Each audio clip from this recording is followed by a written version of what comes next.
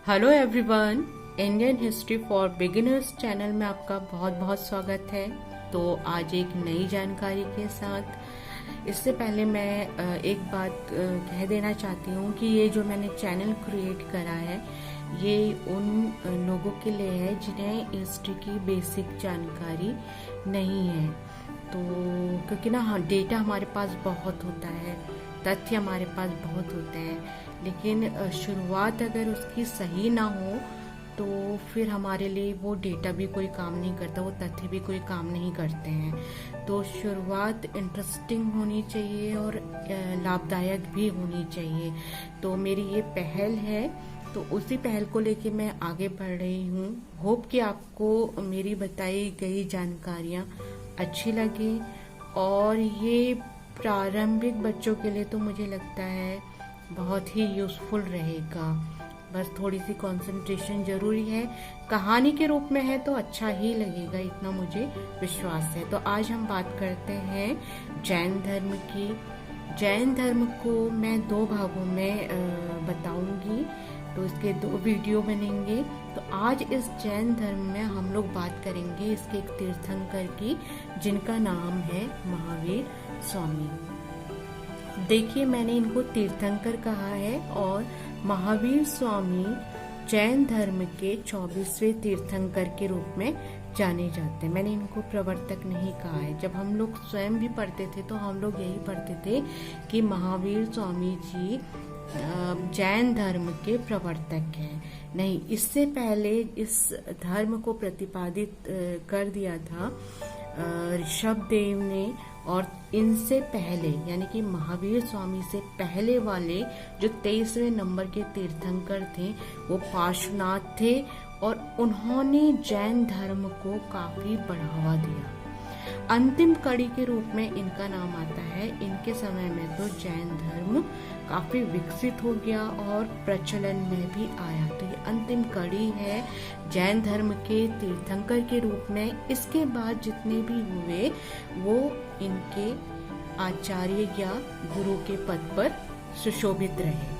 तो महावीर स्वामी जी का जन्म 599 ईसा पूर्व हुआ है बिहार के कुंदनपुर नामक गांव में। इनके पिता का नाम सिद्धार्थ था, जो कि ज्ञात्रक जाति के मुखिया थे, और माता का नाम त्रिशला देवी।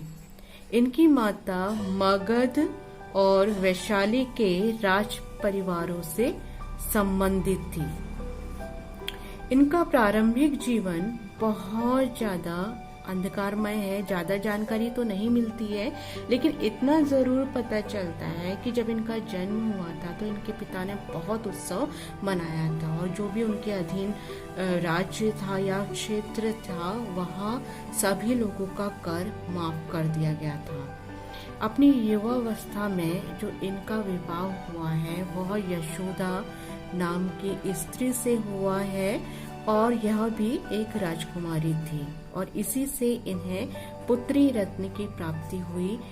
बाद में इसी पुत्री का पति, जिसका नाम जामाली था, वह महावीर स्वामी जी का शिष्य बना, और उसने भी जैन धर्म स्वीकार किया। 30 वर्ष तक गृहस्थ जीवन जीने के बाद जब इनकी माता पिता की मृत्यु भी हो चुकी थी, तो इन्होंने अपने बड़े भाई से अनुमति ली और ये सन्यास की ओर निकल पड़े। लगभग 12 वर्ष तक इन्होंने सन्यास के लिए कठिन तपस्या की, और इस कठिन तपस्या में 6 वर्ष तक इनका साथ दिया मक्खली पुत्र घोषाल ने। तो जो मक्खली पुत्र घोषाल था उसे हम घोषाल मक्खली पुत्र भी कहते हैं। ये साथ साथ रहे 6 साल तक। बाद में मक्खली पुत्र घोषाल ने इनसे अलग होकर एक अलग संप्रदाय की नींव डाली, जिसे आजीवक संप्रदाय के नाम से जाना जाता है। ये ध्यान दीजिएगा कि मक्खलीपुत्र गोशाल या गोशाल मक्खलीपुत्र पहले इनके प्रबल समर्थकों में था, इनका साथ देता था, लेकिन जैसे ही उसने एक अलग पंथ की नींव डाली, वह महावीर स्वामी जी का विरोधी बन गया।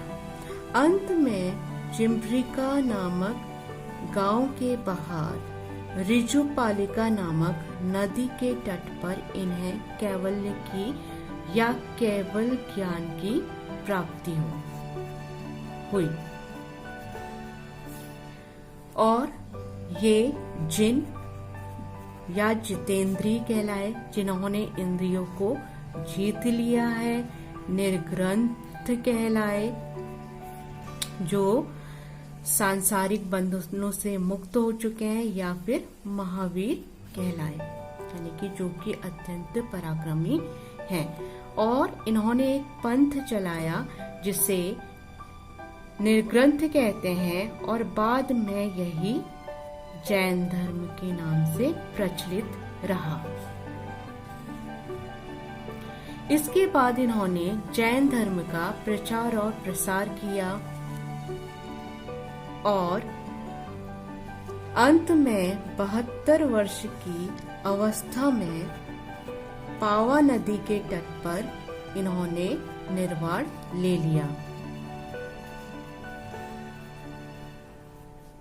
तो आज के लिए इतना ही काफी है। आप मुझे बताइएगा कि ये वीडियो आपको कैसा लगा। Till then, bye bye.